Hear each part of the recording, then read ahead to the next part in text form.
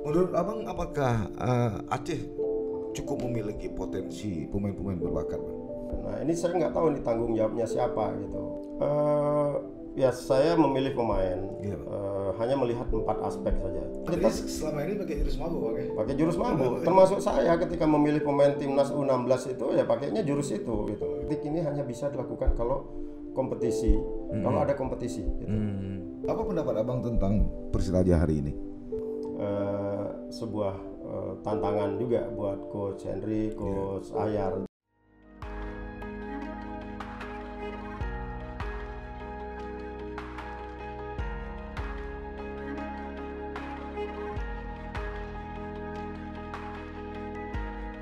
Assalamualaikum warahmatullahi wabarakatuh. Sahabat sisi lain, berbagai fakta, data, dan peristiwa terjadi.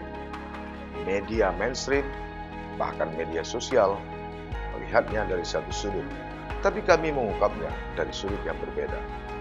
Ikuti sisi lain di channel YouTube Saleh Abdullah.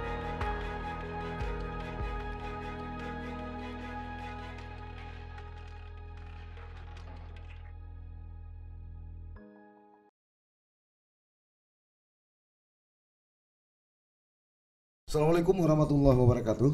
Sahabat sisi lain, bertemu kembali kita di Saleh Abdullah Channel. Narasumber kami kali ini masih membahas seputar dunia sepak bola. Ada sosok menarik, sosok terkenal dan penuh atau syarat dengan prestasi, seorang putra Aceh kelahiran 27 Juli 1965 di Luk Semawe. Siapa sosok ini yang kami hadirkan malam ini? Tentu bukan figur yang asing dalam dunia sepak bola. Beliau adalah Fakhri Husaini. Assalamualaikum Bang Fakhri. Waalaikumsalam Pak Saleh. Iya. Saya harus panggil Bang Fakhri karena lebih tua. Saya hanya sekedar ingin flashback ulang seorang Fakhri Husaini ini meniti karirnya di Bina Taruna tahun 1984 sampai 89, di Lampung Putra 89 sampai 90, Petrokimia 91-92, Pupuk Kaltim 92 2001. Kemudian juga sebagai timnas di tahun 1986 sampai 1997. Bang Fakhri juga saat ini menjadi seorang pelatih, mengawali karir pelatihnya di PT Pupuk Kaltim, Bang ya, sebagai asisten pelatih tahun 2000 sampai 2003, timnas usia 23 sebagai asisten pelatih di 2004 sampai 25, kemudian tim PON Kalimantan Timur 2007-2008, Pupuk Kaltim kembali 2008-29, kemudian timnas usia 17 di 2014, timnas usia 19 2015, dan timnas usia 16 2017. Dan Bang Fakhri satu-satunya putra Aceh atau pelatih Aceh yang mendapat lisensi A dari AFC di tahun 2018. Assalamualaikum Bang Fakhri, saya ucapkan salam kembali. Waalaikumsalam Pak Saleh. Ini ada kerinduan orang Aceh terutama ketika nama Bang Fakhri disebut sebagai pelatih PON, banyak harapan yang tertuang di Bang Fakhri. Iya. Kalau boleh saya tahu dari sekian banyak catatan ataupun rakyat Aceh ingin tahu, apa sih alasan Bang Fakhri mau pulang untuk melatih Aceh? Ya ini kalau diceritakan nggak cukup waktunya kalau cuma 20 menit ya. Karena memang pertama komunikasi ini berawal dari almarhum Dr. Mujakir ya, adik saya. Oh, Ya. kami panggil Dokter Aci. Dr. Aci ya, Benar, mungkin ya. di sini lebih kenal dengan Dr. Aci. Iya, Dokter Aci. Pada satu kesempatan sempat Aci itu bicaranya, Bang nggak kepengen melatih tim Aceh kah? Ngomong gitu ya. Nah ini saya memang punya keinginan sudah lama juga, punya keinginan untuk minimal kalau saya tidak pernah memperkuat Persiraja sebagai pemain, tidak pernah memperkuat tim-tim Aceh di Liga Indonesia, tentu saya punya harapan mungkin saya bisa di ujung karir saya bisa melatih salah satu tim di Aceh, tim apapun itu gitu. Nah ini kok tiba-tiba waktu itu Aci sempat bicara sama saya, cobalah Bang pegang tim tim PON Aceh, mereka kan sudah lolos ke mereka sudah lolos itu Porwil kemarin. Nah saya komunikasi itu akhirnya berlanjut ketika lewat ACI juga saya diperkenalkan dengan Pak Agus, Pak Agus ya, manajer. Nah itu berjalan dengan natural saja sebenarnya proses itu. Kebetulan juga saya waktu itu menolak juga ketika ditunjuk untuk menjadi asistennya Sinteyong ya, karena dan pada saat yang sama juga bulan Januari kemarin ini saya juga MPP gitu. MPP masa persiapan pensiun di PT Pupuk Kaltim. Ya ini satu keuntungan ketika PON itu diundurkan dari 2020 ke 2021. Ya, nah saya komunikasi itu terus berjalan dengan Asprof Aceh, Pak Najir juga beberapa kali juga. Komunikasi dengan saya, Pak Agus juga gitu. Nah ini tentu kesempatan saya untuk memberikan pengabdian lah ya, karena sekali lagi saya sampaikan bahwa sebagai pemain saya tidak pernah memperkuat tim-tim besar di Aceh. Pernah memang waktu itu memperkuat salah satu PSKB Biren ketika kami main di penyisihan antar klub kalau saya nggak salah di Semarang. Iya. Jadi ini lebih kepada panggilan tanggung jawab moral ya Bang ya? Iya tentu, saya kira bukan cuma saya ya, semua putra-putra daerah ketika mereka sudah memberikan segalanya untuk klub, memberikan segalanya untuk bangsa dan negara. Saya sebagai pemain nasional saya sudah memberikan semuanya untuk bangsa dan negara. Sebagai pelatih juga saya sudah berkontribusi juga. Nah ini kesempatan saya sekarang ini untuk memberikan kontribusi saya, ilmu saya amalkan untuk daerah tempat tanah kelahiran saya gitu ya. Nah ini ya tentu ini menjadi tantangan juga buat saya gitu ya, dengan segala dinamika sepak bola di Aceh. Ini sebuah tantangan saya kira. Artinya abang masih bangga menjadi orang Aceh? Saya nggak pernah soalnya abang kan banyak main di luar gitu kan. Oh ya, saya mungkin kalau dari sisi usia 3/4 usia saya itu habisnya di luar kan itu ya. Saya umur 18 tahun saya sudah keluar, tamat SMA saya sudah langsung keluar. Karir sepak bola saya banyak habis di luar, tapi saya nggak pernah melupakan, dan menjadi orang Aceh itu tentu satu kebanggaan buat kita ya. Gitu. Ya Aceh itu ya berbanggalah saya kira untuk semua putra-putra Aceh, dan itu juga yang saya tanamkan kepada 24 pemain yang sekarang ini ikut Pelatda ini ya. Mereka harus bangga menjadi anak Aceh. Ya, memperkuat Aceh itu satu kebanggaan gitu ya. Nah, abang kan dulu cita-citanya jadi dokter ya, tapi kenapa kemudian jadi pesepak bola? Ya itu ya mungkin orang tua kita dulu ya, Pak Saleh ya. Saya kira dulu profesi dokter, insinyur itu kan profesi yang bergengsi, yang dianggap bisa menaikkan harkat martabat keluarga kan gitu. Ya saya sempat juga ketika saya ke Jakarta, saya ikut tes Sipenmaru waktu itu di UI. Saya pilih kedokteran juga. Cuma nggak masuk gitu ya. Gagal saya tes. Akhirnya saya kuliah di UKI, ya Fakultas Hukum ya, tapi nggak selesai juga. Saya selesainya di Bontang. Nah akhirnya yang menjadi dokter itu ya Aci itu korban karena saya nggak jadi dokter gitu. Ya saya sebenarnya Aci juga almarhum, bakat sepak bolanya juga bagus ya. Bahkan mungkin kalau dia nggak jadi dokter bisa jadi dia lebih hebat dari saya itu. Posturnya lebih tinggi. Posisinya di stopper juga ya, bagus Aci waktu itu main. Tapi saya sempat sampaikan ke dia, ke almarhum, ya kalau saya udah nggak jadi dokter jangan sampai kamu nggak jadi dokter juga gitu. Harus ada salah satu dari kita gitu. Ya dia akhirnya mengorbankan bakat sepak bolanya masuk ke kedokteran. Ya ini minimal adalah salah satu dari 8 saudara yang bisa memenuhi keinginan orang tua untuk menjadi dokter ya. Tapi tadi Bang Fakri cita-citanya jadi dokter, kemudian sepak bola, kemudian kuliahnya di hukum. Agak jauh larinya Bang. Kenapa saya kuliah di hukum? Karena saya selesai SMA itu langsung ke Jakarta bermain di klub Bea Cukai. Oh iya. Ya, jadi harapan pengurus Bea Cukai waktu itu setelah selesai mungkin bisa menjadi karyawan Bea Cukai. Nah, yang menjadi prioritas atau yang mungkin yang bisa mendekati fakultas yang mungkin berhubungan dengan kepabeanan itu adalah fakultas hukum ya. Ya, itu salah satu pertimbangan kenapa saya memilih fakultas hukum itu. Tapi talenta dari Bapak juga ada kan? Bapak juga termasuk salah satu pelatih di Arun dulu kan?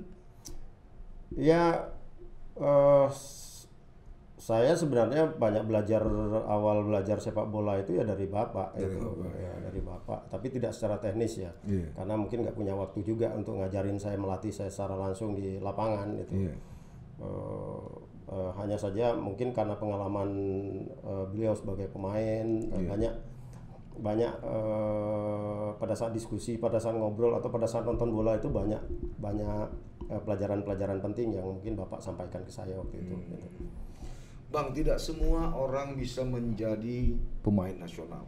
Ya. Tapi Abang salah satu, dan Abang menjadi kebanggaan orang Aceh ketika bisa memperkuat tim Merah Putih. Ya. Gimana kiatnya Bang supaya anak-anak Aceh ini bisa ikut jejak Abang menjadi menjadi pemain nasional?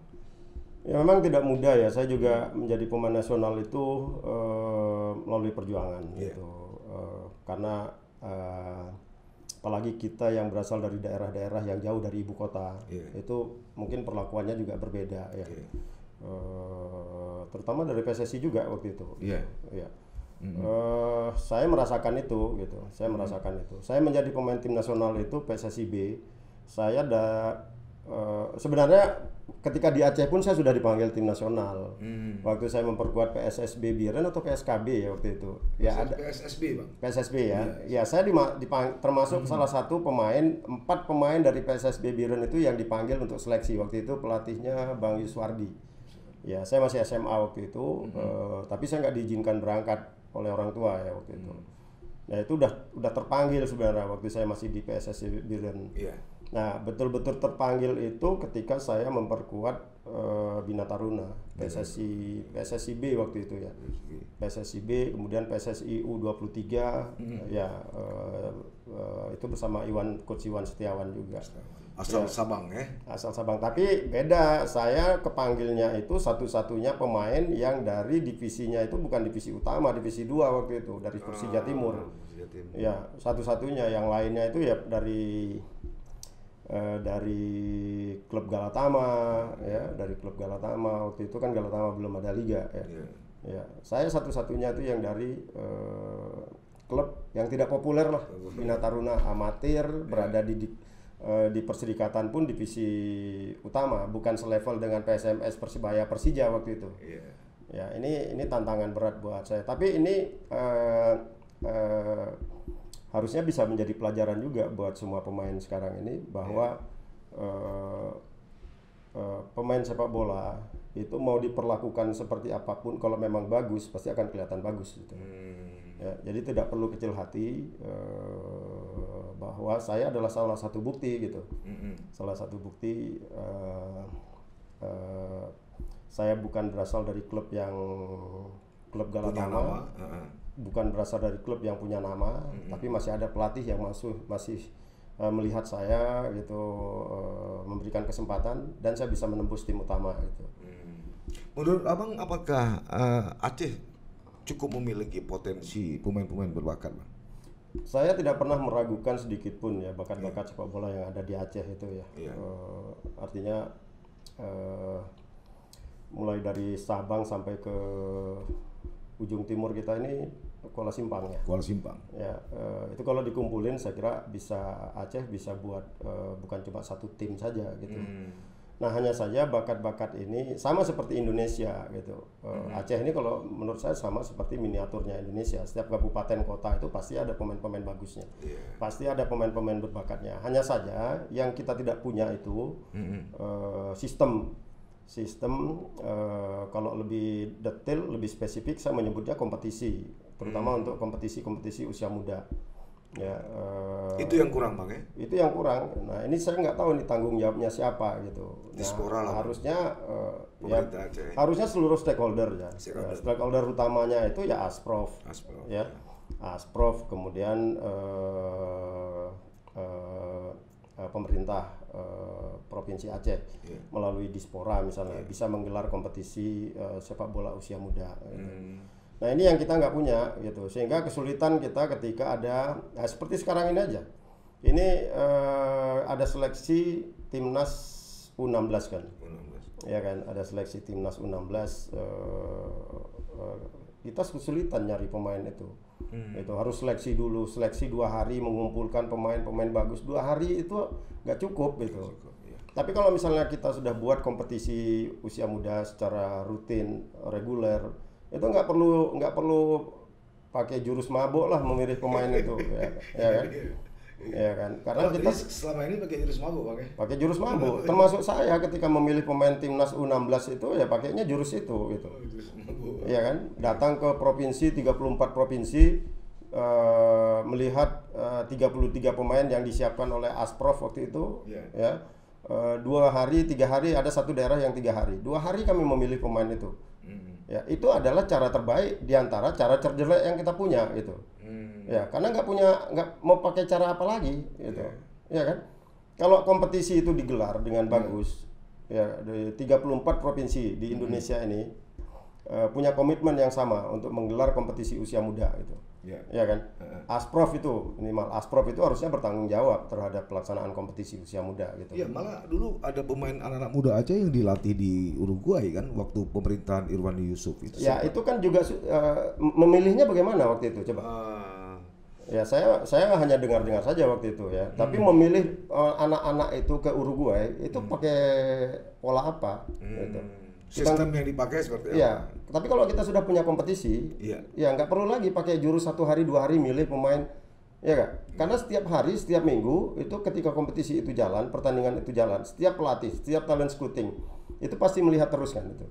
Sehingga ketika ada pertanyaan atau misalnya ada kebutuhan di timnas, mereka mencari striker, kita udah punya. Oh, di Langsa ada striker bagus, di Takengon ada striker bagus, di Biren ada striker bagus. Tapi sekarang kita nggak punya.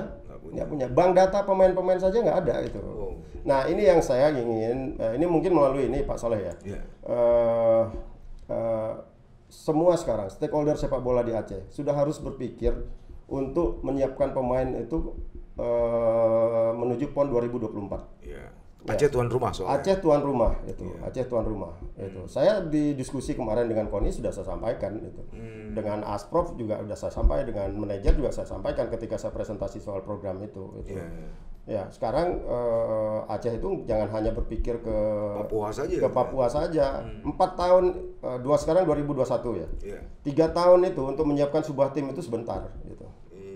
Ya kan? Jangan menyiapkan tim untuk 2024 itu, kalau PON-nya 2024 itu bulan Juli, bulan Oktober misalnya, bulan Juli baru kita sibuk nyari pemain itu. Ya. Jadi ayam sayur semua. Itu jadi ayam sayur gitu kita nanti di sana. Nah, tapi kita itu sudah pernah Bang sampaikan. Sudah saya sampaikan itu. Nah, ini siapa yang bertanggung jawab terhadap penyiapan atlet, bukan cuma sepak bola ya. Bukan cuma sepak bola gitu. Tentu kita menaruh harapan besar kepada seluruh cabur. Ya, seluruh cabur. Tidak peduli apakah itu cabur unggulan atau tidak, tapi ketika PON itu dilaksanakan di Aceh, saya kira yang cabur-cabur yang bukan unggulan pun pasti akan memberikan yang terbaik ya. Mungkin di atas 100% mereka akan tampil habis-habisan itu. Tapi itu ditentukan oleh seberapa bagus persiapan kita menuju 2024 nanti gitu. Bang, ini hari ini Abang pegang tim PON Aceh. Ya. Kita akan bertarung Oktober 2021 sesuai dengan keputusan Presiden Jokowi. Selama Abang pegang atau melatih ini, kira-kira apa yang masih perlu diperbaiki, Bang? Ya, saya memilih pemain hanya melihat 4 aspek saja dimanapun saya melatih. Saya kira bukan cuma saya, semua pelatih ya. Aspek fisik, teknik, taktik, mental. Ya. Fisik itu tugas kami sekarang untuk meningkatkan kemampuan fisik mereka. Ya. Aerobic endurance, anaerobic, strength, power, agility dan sebagainya. Kemudian teknik kami juga memperbaiki. Mereka harus punya passing yang berkualitas, shooting, heading, seluruh aspek yang berhubungan dengan teknik dan skill, ya, bertahan maupun menyerang. Taktik bertahan, menyerang, transisi positif, negatif itu mereka juga harus siap. Mental, bagaimana mereka bisa bekerja sama, ya, teamwork satu sama lain, semangat, percaya diri, komunikasi, ini penting. Nah, di antara semua aspek ini, yang saya masih perlu mereka bekerja lebih keras lagi, ini terkait dengan taktik. Ya. Taktik itu nggak mudah, nggak mudah. Mereka sudah umur 20 rata-rata, yang paling muda ini Umami ya. Umami kelahiran 2000, berarti 21 baru kemarin. Yang lainnya udah 2022, 23 gitu. Nah, belajar taktik ini harusnya tidak di usia 20 ke atas kan? Ya, harusnya mereka di usia-usia dini ya itu udah belajar gitu. Nah, taktik ini hanya bisa dilakukan kalau kompetisi, kalau ada kompetisi gitu. Ya kan? Oke, latihan taktik pada saat latihan, tapi implementasi untuk taktik itu ya di pertandingan kan. Ya, kalau mereka tidak terbiasa di pertandingan, ya mereka nggak akan banyak belajar soal taktik sepak bola. Jadi kalau di tinju sparring Bang ya? Harus ada sparringnya gitu ya. Saya nggak bisa mengukur kemampuan tim, kemampuan bertahan, kemampuan menyerang tim ini kalau hanya di latihan saja gitu. Ya kan. Sekarang di pertandingan pun juga seperti itu. Ada pertandingan, tapi kalau pertandingan saya berhadapan dengan tim yang tidak memberikan tekanan kepada tim PON Aceh ini, saya juga nggak tahu kekuatan lini pertahanan saya seperti apa gitu. Dari uji coba kemarin dengan Persiraja, kira-kira di mana Bang? Ya, Persiraja saya puas sekali ya dengan penampilan mereka, meskipun kami kalah 1-0 ya, tapi babak pertama kami menguasai pertandingan itu, bahkan kiper saya mungkin nggak banyak kerja keras juga kemarin itu babak pertama ya, karena bola nggak banyak datang ke kami punya beberapa peluang juga, penguasaan bola juga kami cukup baik di babak pertama. Babak kedua itu kami kemasukan juga setelah kami bermain dengan 10 pemain kan ya, 10 pemain, tapi 10 pemain pun 30 menit mereka bermain dengan 10 pemain, mereka 30 menit juga mampu juga untuk memberikan perlawanan gitu. Ya, tentu di antara beberapa hal positif yang mereka perlihatkan masih ada juga memang evaluasi yang harus kami perbaiki ya, termasuk juga ketika kartu merah ya, pelanggaran-pelanggaran yang mereka buat, banyak pelanggaran yang mereka buat seharusnya bukan, nggak perlu pelanggaran itu dilakukan gitu. Ya, buat saya pantang pemain melakukan pelanggaran, apalagi ketika bola itu jauh dari daerah pertahanan sendiri, apalagi ketika pemain lawan itu membelakangi pemain gawang kita, ya nggak ada bahayanya gitu. Nah, ini kami masih melakukan itu. Dan kemarin agak sedikit emosional kan ya? Saya melihat sebenarnya ini pertandingan sepak bola ya. Ya, menerjemahkan emosional atau tidak itu relatif. Ya, relatif. Kalau misalnya saya sebagai pelatih, saya mungkin agak sedikit terpancing ketika ada beberapa pemain saya melakukan pelanggaran atau ada beberapa pemain saya yang dilanggar atau ada keputusan-keputusan wasit yang mungkin menurut saya kurang tepat. Itu saya kira manusiawi gitu ya. Saya bukan malaikat yang berdiri di pinggir lapangan itu yang tidak bereaksi ketika ada sesuatu yang menurut saya kurang tepat gitu. Karena kita paham, karena kita tahu. Ya. Jadi tapi saya melihat kemarin ini bagus, laga bagus, bukan cuma buat tim PON saja. Persiraja juga saya kira akan menikmati juga manfaat dari laga kemarin itu ya. Apa pendapat Abang tentang Persiraja hari ini? Setelah Abang saksikan, kebetulan pelatihnya juga teman Abang kan? Ya, Coach Henry Susilo tentu dengan waktu persiapan yang sangat terbatas ya, ini sebuah tantangan juga buat Coach Henry, Coach Ahyar. Tapi mungkin positifnya persiapan terbatas ini bukan cuma Persiraja saja gitu, ya kan? Tim-tim lain juga persiapannya sama juga kan, juga, gitu. Ya kan? Iya. Nah ini berhadapan dengan tinggal kalau menurut saya mungkin lebih banyak ke aspek bagaimana cara memotivasi pemainnya. Bagaimana cara memotivasi pemain. Karena kalau fisik itu sulit ditingkatkan dalam waktu 10 hari cuma 10 kali latihan misalnya. Ya kecuali misalnya pemain-pemain Persiraja yang hadir kemarin itu sebelum datang ke sini mereka secara mandiri melakukan latihan untuk conditioning, menjaga kebugarannya. Tapi saya nggak tahu apakah mereka melakukan itu atau tidak. Tapi sebagai pemain profesional harusnya mereka tetap bisa latihan mandiri ya. Karena sebagai pemain profesional sepak bola itu sudah menjadi profesi. Nah harusnya mereka udah nggak perlu diberikan program lagi udah oleh pelatih terutama untuk menjaga kebugaran. Gitu. Ya. Bang, ini menurut abang kembali ke PON, siapa kira-kira lawan kita yang akan berat nanti di Papua, Bang? Saya kira 12 tim yang lolos ke PON semuanya kuat. Semua kuat. Semuanya nggak bisa dianggap enteng. Semuanya nggak bisa dianggap enteng ya. Papua sebagai tuan rumah tentu juga tidak ingin dipermalukan juga. Gitu. Kemudian Jawa Barat sebagai juara bertahan tahun lalu ya kalau saya nggak salah. Kemudian tim-tim Jawa Timur, tim Sumut. Artinya 12 tim punya peluang yang sama untuk meraih medali emas di sana. Gitu. Target maksimal meraih medali emas. Nah, ya itu target saya kira. Saya yakin tidak ada target minimal, Bang. Nggak ada target minimal. Ya, saya yakin semua pelatih yang akan berlaga di PON nanti, 12 tim yang akan lolos itu semua punya target untuk meraih medali emas. Itu. Peluang kita di mana kira-kira? Peluang saya kira dengan persiapan yang kami lakukan sekarang, dengan materi pemain yang ada, kita juga saya yakin kita punya peluang yang cukup besar untuk bisa minimal bisa bersaing untuk dengan daerah-daerah lain dalam memperebutkan medali emas di cabur sepak bola ini. Nah, kembali ke Persiraja di Piala Menpora ini kira-kira prediksi Abang di mana yang harus diperbaiki, Bang? Melihat klub-klub yang ikut dalam Piala Menpora ini, Bang. Ya, kalau saya melihat dengan kondisi sekarang melihat penampilan kemarin Persiraja, mereka tentu butuh motivasi yang lebih kuat lagi lebih kuat lagi karena memang dari sisi persiapan tidak ideal ini untuk bertanding di pramusim ini gitu. Coach Henry cuma punya waktu hanya beberapa hari saja, kemudian harus main di Piala Menpora. Tapi saya yakin Coach Henry, Coach Ahyar, manajemen Persiraja sudah punya sesuatu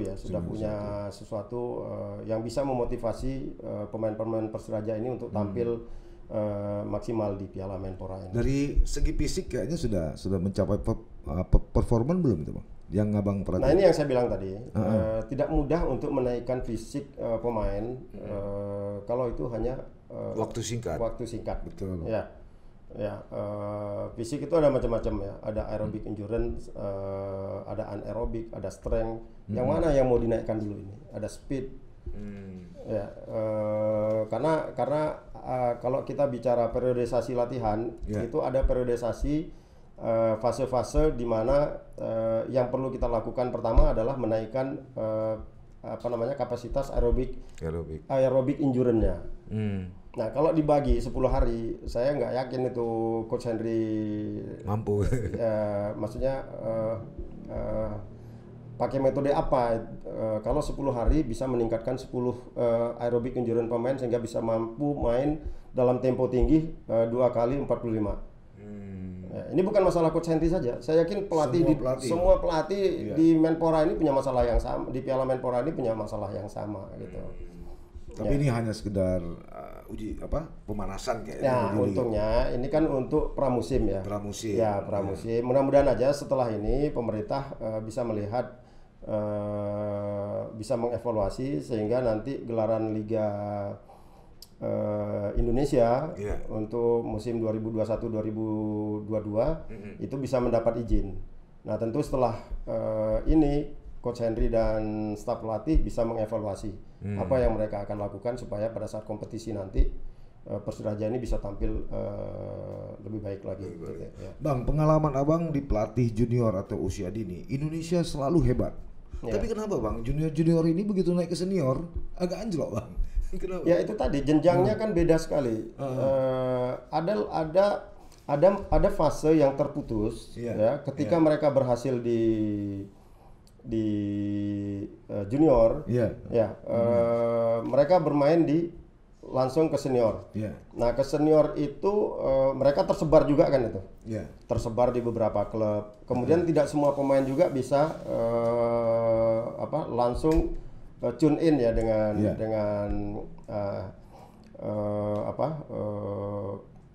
dengan tim barunya ini. Nah kalau di awal saya sudah sampaikan tadi, saya tidak pernah ragu sedikit pun terhadap bakat-bakat hebat anak-anak di Indonesia. Ya, ketika saya pegang timnas U16 pada saat zamannya Pak Edi Ramayadi pertama saya ditunjuk itu, dengan luas Indonesia dari Aceh sampai ke Papua ada 34 provinsi. Indonesia itu bukan cuma bisa buat satu timnas itu. Satu pulau besar itu satu timnas itu bisa itu. Ya, Sumatera punya satu timnas, Jawa punya satu timnas usia muda itu. Ya. Ini tanpa kompetisi loh ya. Tanpa kompetisi. Nah, apalagi kalau misalnya di setiap daerah itu melakukan kompetisi. Ya, Asprof itu menggelar kompetisi usia muda itu. Ya, secara rutin berkala terintegrasi. Ya, ini tentu akan memberikan dampak yang luar biasa gitu. Nah, tanpa kompetisi saja, pertanyaannya harusnya dibalik tadi itu.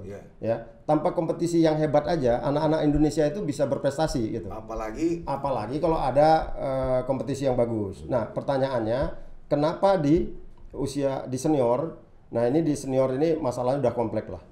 Ya, banyak saya beberapa kali jadi pelatih asing ya. Banyak hal yang mempengaruhi kenapa prestasi sepak bola senior kita itu tidak seperti junior itu. Ya, salah satunya mungkin gaya hidup. Ya, gaya hidup kurang siap untuk menerima popularitas gitu ya. Kemudian bicara profesional, sampai seberapa banyak pemain-pemain profesional itu yang bersikap betul-betul profesional di dalam lapangan dan di luar lapangan. Ya kan? Ini kan sementara di negara lain mungkin profesionalnya itu sudah melekat di dalam lapangan mereka profesional, di luar lapangan mereka profesional. Ya. Belum lagi aspek pelaksanaan kompetisi. Ya, pelaksanaan kompetisi yang mungkin kita lihat selama ini apakah sudah sempurna untuk melahirkan pemain-pemain yang berkualitas. Ya kan? Nah, ini harus ada evaluasi sebenarnya. Tapi siapa yang berani memberikan evaluasi itu? Harusnya tugasnya PSSI gitu. Ya, kalau misalnya kita melihat tim nasional kita belum berprestasi sampai saat ini, ya jangan menyalahkan pemain tim nasional saja itu. Ya, lihat dulu kompetisinya seperti apa gitu. Kompetisi kita bisa memberikan pelajaran nggak buat pemain-pemain, memberikan pelajaran dalam tanda petik bahwa kemenangan yang mereka raih itu adalah kemenangan yang betul-betul layak untuk mereka raih. Ya kan? Jangan-jangan kemenangan selama ini ya kemenangan dalam tanda petik gitu. Ya kan?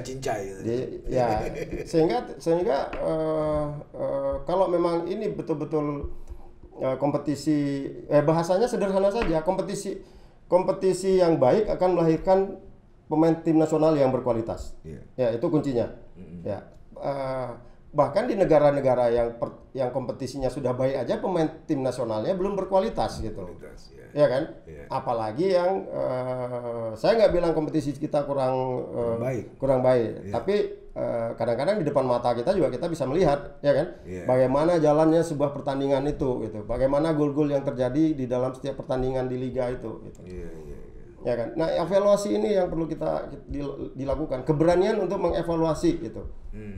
Ya, keberanian untuk mengevaluasi apakah kompetisi kita itu sudah berjalan dengan baik dan benar, profesional. Ya, fair play-nya sudah berjalan dengan baik nggak gitu. Ya kan? Fair play itu kan isinya banyak itu. Ya kan? Ya. Baik Bang Fakri, saya kira saya sudah melanggar kesepakatan. Tadi janjinya kita 20 menit, tapi saya nggak bisa potong penjelasan Bang Fakri karena sangat menarik dan itu yang dibutuhkan oleh rakyat Aceh bahkan Indonesia. Ya kalau bicara sepak bola 20 menit itu nggak cukup itu, ya kan? Ya di mana-mana kalau bicara sepak bola 20 menit, makanya saya 20 menit cukup nggak nih? 20 menit itu apa ya? 20 menit itu kalau di latihan kita hanya warming up-nya saja gitu. Ya kan? Anak 3 Bang ya? Anak 3, laki, perempuan laki. Kakak dari Surabaya. Surabaya Bang Ya. Jadi sudah lengkap Bang ya. Ini anak-anak ada di sini semua? Enggak. Cuma sama kakak aja Bang. Ya. Kakak merasa betah di Aceh Bang ya? Betah. Sebulan di sini udah naik 4 kilo. 4 kilo. Tapi ada kena gulai pelik Bang. Gulai pelik semua. Ya Aceh ini kan salah satunya kulinernya itu kan. Kuliner. Ya kuliner. Ya tempat-tempat tujuan wisatanya juga cukup bagus juga ya. Hanya sayang saja mungkin perlu promosi yang lebih masif lagi ya. Jadi soal makanan nggak ada masalah Bang ya? Soal makanan nggak masalah saya. Kalau soal akomodasi cocok Bang. Kalau nggak cocok kita bilang kita komplain Koninya Bang.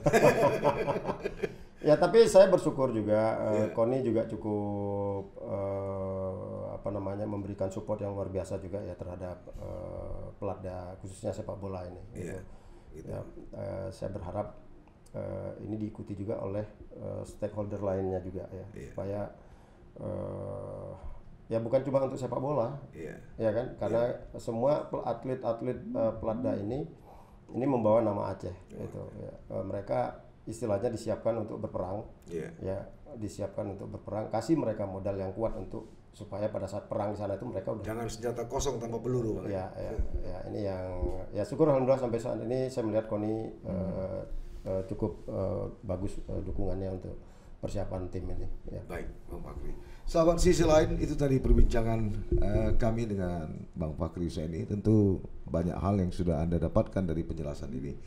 Dengan kemampuan, pengalaman dan disiplin yang tinggi, mudah-mudahan dan kita harus yakin dan optimis, tim sepak bola PON Aceh di bawah Bang Fakri Husaini akan mampu memberi yang terbaik, mengharumkan tanah Rencong di PON 20 di Papua 2021 mendatang. Insyaallah mudah-mudahan doa kita bersama, tangan dingin Bang Fakri akan menjadi yang terbaik setelah Aceh pernah menjadi juara di PON sepak bola ketika itu melawan Papua, Bang. Kita kalah sama Papua di final, Bang. Di final kalah. Mudah-mudahan di ketemu Papua bisa menang. Ya, mudah-mudahan lah, insyaallah. Baik, sampai ketemu. Assalamualaikum warahmatullahi wabarakatuh. Waalaikumsalam warahmatullahi wabarakatuh. Warahmatullahi wabarakatuh.